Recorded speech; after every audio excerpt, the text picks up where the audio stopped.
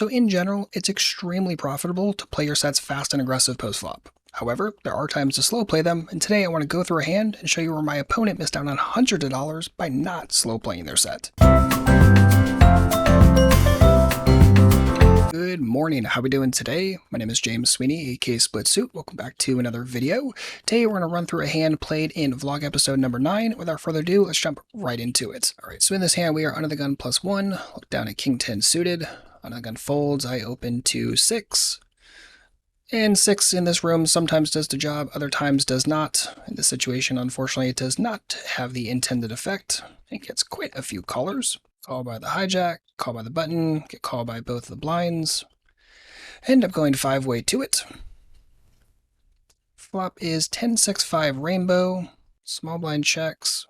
Big blind goes all in for 45. And I take a moment and put out the call. So I just want to take a quick second and look at this situation because it's kind of interesting facing this $45 overbet into a $30 pot and deciding what we want to do with numerous people behind us. So if we look at our options facing the bet, we can fold, we can call, or we can raise. And I don't really see any reason to fold. I mean, unless we knew our opponent was just incredibly nitty, or someone behind like showed their hand and happened to have a stronger one. I don't really see too much reason to fold in this situation. So it's really between calling and raising. And if I raise, again, what is that really accomplishing? Like, I'm trying to like protect the pot for myself, which will work out just fine when I likely have the best hand anyway, and will get me absolutely destroyed when my opponents behind happen to have some sort of big monster hand, which can happen some chunk of the time here. So I don't really see the raise accomplishing all that much. This looks like a totally standard spot to call, play, and reevaluate, and that's exactly what we decide to do here. Now, with all of that said, let's continue on.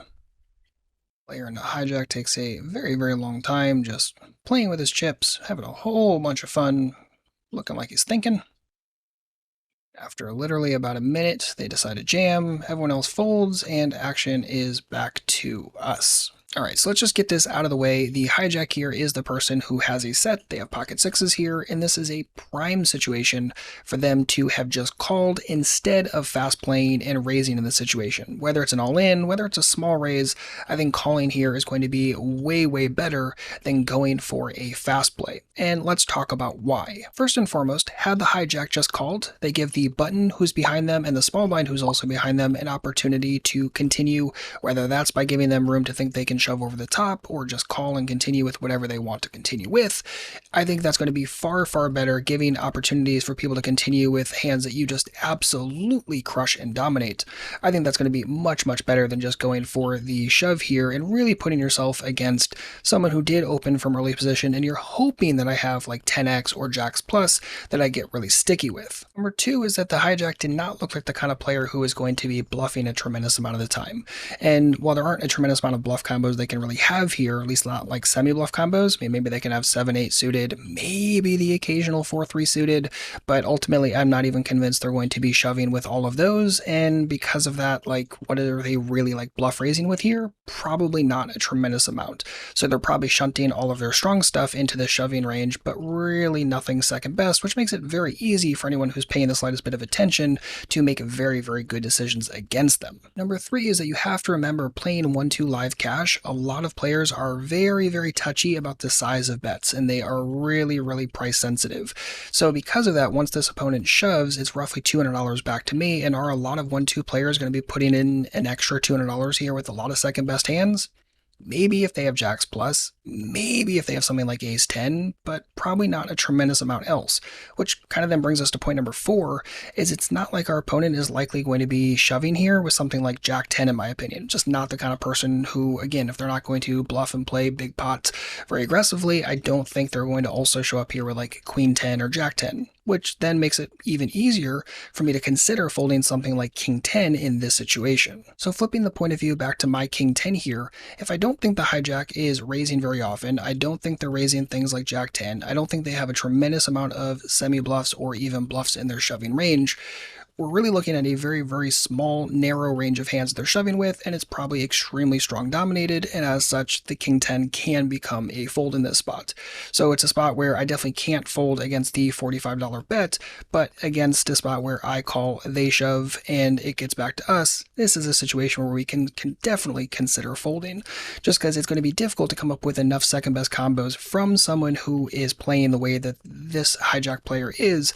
I don't think I'm going to be able to come up with the equity enough to be able to get this in, feel good about it, and win this often enough, or at least have enough equity to win this often enough given the pot odds I'm getting against this shove. So what do I think is the best play of this situation for the hijack instead of fast playing with pocket sixes?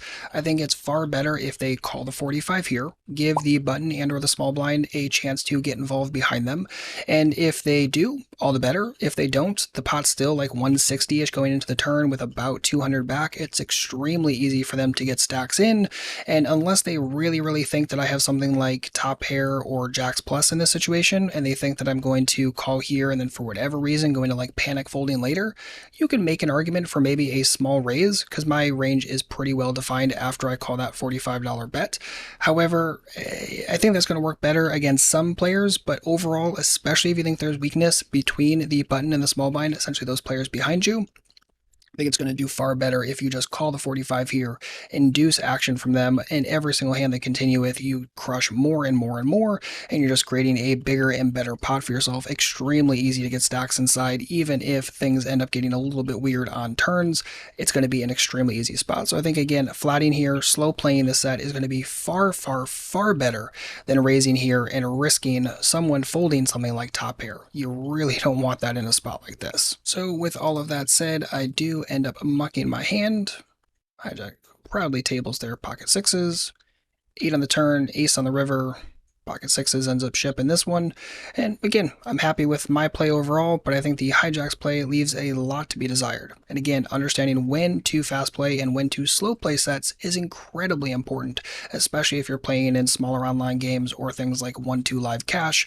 Very important that you understand where and when to slow play sets. And just for the record, if you're interested in practicing more post-flop situations, especially from a very technical point of view, I would highly suggest checking out my post-flop workbook, splitsuit.com/postflop to get there today. Check it out, and also really focus on the value hand section, since it's going to go through a bunch of situations like this, sometimes with things like sets, sometimes with things like top pair, and there's also a bluffing section as well for looking at other hand types that are much weaker, to say the least. Again, splitsuit.com/postflop to learn more and pick up your copy. And that is going to wrap it up for this one. By the way, if you want to see more hands from this entire vlog session, I'll leave a link for that in the description box. Again, this is vlog episode number 9, or one of those card things somewhere up at the top if you have those enabled. So that's going to wrap it. If you have any comments or questions, please don't hesitate to let me know. And of course, a like, thumbs up on the video would be massively appreciated as well.